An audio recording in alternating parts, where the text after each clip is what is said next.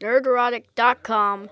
It looks like the woke is on us, Marvel fans, and it looks like the MCU is nothing but a woke, and I can do this all day. Welcome to Nerdrotic, everybody. My name is Gary, and I am live in San Diego. Comic-Con ended yesterday, but I'm still in town for another day, so you get the Tim Pool-style videos, and we need to talk about the first female Thor. Of course, I'm not the first person to talk about this, nor will I be the last. But as is the case every time you're at Comic-Con, if you're on the floor, you're the last person to hear any of this news. Now, this came along with the Marvel Phase 4 announcement, and nobody is surprised about this at all. So, any of you MCU is woke deniers, welcome to the party, because we have the first female Thor, played by Natalie Portman, who I thought was done with the MCU, but apparently enough money will bring anybody back, and I can't blame her for that. But little Natalie Portman, I hope she works out for this role, because this look on her face describes exactly how I feel about the direction of the Marvel Cinematic Universe. Marvel fans react to Natalie Portman announced as female Thor. Natalie Portman is set to make her comeback to the world of Thor, as she was announced as the very first, the very first female god of thunder in the Marvel Universe overnight, and another in the very long line of firsts. I don't know how many goddamn firsts we can have in Hollywood, but they will figure it out because of the fake movement woke marketing. This is just another great example. I will show you just as much as I can how many articles have been written on this and how much free advertisement Disney is getting from this. And this is the only reason they do this. Why would they bypass Contest of Champions, Secret Invasion, the real Kree Skrull War? Any storyline possible that you can think of, the Silver Surfer trilogy. There are storylines after storyline that they could do from the real Marvel Universe prior to Disney purchasing them, instead of the female Thor story, which was during Disney Marvel. Of course, the sale was in 2009. Jason Aaron wrote a series. They're going to say this is from the pages of the comics, but it's a very long comic run. They cannot adapt this into 2 hours. So it'll be very superficial and very homogenized. I doubt there's going to be any romance between Thor and Jane Foster, and Natalie Portman as Thor. If they actually pull this off visually, I will give them credit, but I'm very skeptical at this point. But we got a couple of years to wait. I like Taika Waititi. Ragnarok was okay, but I thought it was a very disposable film. The actress who played Jane Foster in the franchise will make her big return in the Thor 4. They must have been in a hurry to write this yesterday.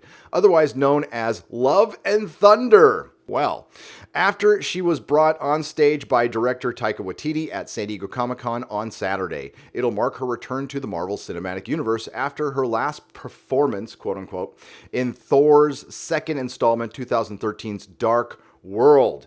Dark World that was supposed to be directed by Patty Jenkins, and she was fired.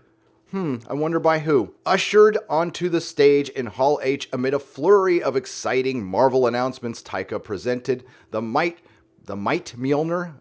Taika presented Mjolnir to the actress, who gladly accepted it. And it seems the first reviews of the news are in from fans who are more than here. We're here for you, Jane. We're here for you, fictional character who doesn't exist, to take on the role of the Norse god alongside Chris Hemsworth.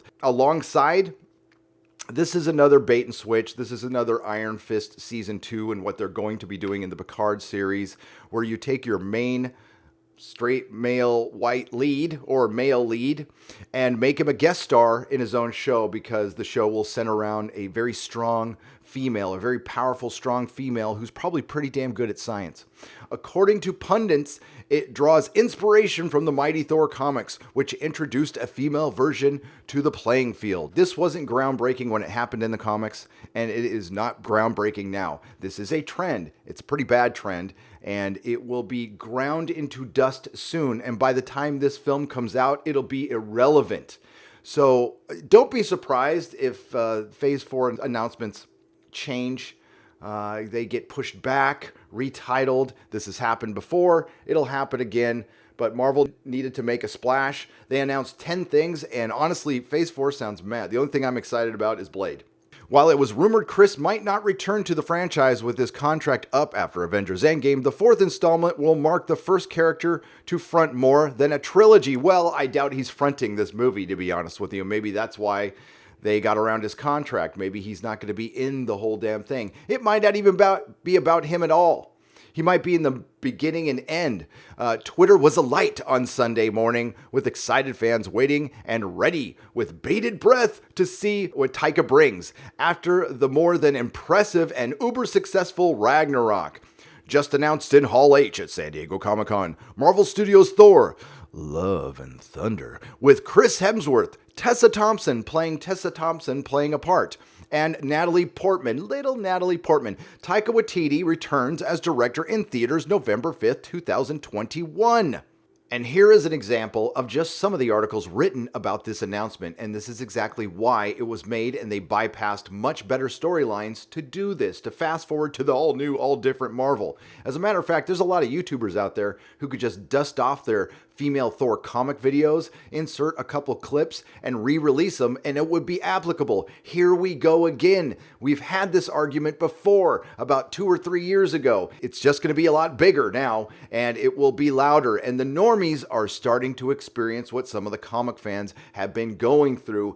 And as with the comics, as the storylines get more woke, as they get more partisan, they start losing readers, they start losing fans, so they have to take extra measures to get interest drummed up in their films. When you're in a Marvel Cinematic Universe that's 23 films in, yes, they feel that they might start losing audience. The law of diminishing returns is going to kick in. How can we keep this from happening? Well, let's get that ready and willing Access Media in line. And you wonder if they're ever going to recognize that they're just being used. Well, I got some news for the Access Media. I haven't shilled for anything, and I got access. So I wonder how that happened. I wonder if they actually do respect somebody who has an honest opinion. I know a lot more fans do, and that's why we're getting a lot of traction here. So you know what, Access Media? Keep up the great work, because eventually this house of cards is going to fall, just as the comic book retailing industry is. Marvel comic sales are in the toilet.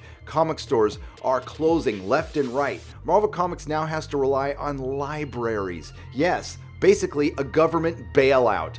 That's where we are going. You get woke, you go broke. But at this point, I am just going to kick back and watch. I am just going to enjoy the ride at this point, because I'm tired of warning Marvel. I'm tired of telling Disney, I would like to give you money even though I don't like you as a parent company to Marvel. I want to continue to support Marvel. I want Marvel to be good, but this will be full of agenda, full of partisan politics, and it will be exactly like the Terminator is going to be. It'll be exactly like Ghostbusters 2016 was. It'll be exactly like Doctor Who is right now. Marvel Cinematic Universe is going through what Doctor Who just went through last year. Divided audience, trashy plots, superficial themes, and bad fans. Look for the Toxic Fans articles to follow this soon if they're not out already. And I will make a video on it soon as it happens. Until then, I've got to catch up on some videos. I hope you all have a great day. Please like, share, and subscribe. Check out the Inquisition I did last night with Doomcock. Link will be in the description. And may the free folk sing songs of your greatness.